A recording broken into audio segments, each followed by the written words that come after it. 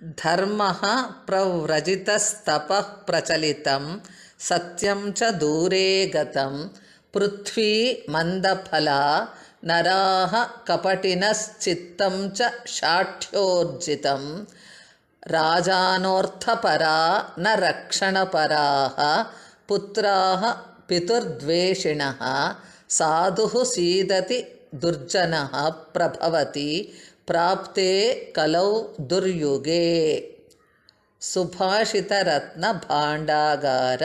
ಕೆಟ್ಟದಾದ ಕಲಿಯುಗವು ಬರುತ್ತಿದ್ದಂತೆಯೇ ಧರ್ಮವು ಹಾಳಾಯಿತು, ತಪಸ್ಸು ಮರೆಯಾಯಿತು, ಸತ್ಯವು ಮೂಲೆ ಸೇರಿತು, ಭೂಮಿಯು ಫಲವನ್ನು ಸರಿಯಾಗಿ ಕೊಡುತ್ತಿಲ್ಲ, ಜನರು ಕಪಟಿಗಳಾದರು, ಮನಸ್ಸು ಮೋಸವನ್ನೇ ಆಲೋಚಿಸುತ್ತಿದೆ.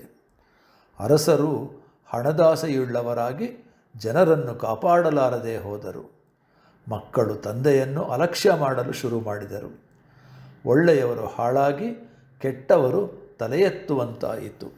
In the evil age of Kali, virtue is exiled, austerity is faded away, and truth is cornered.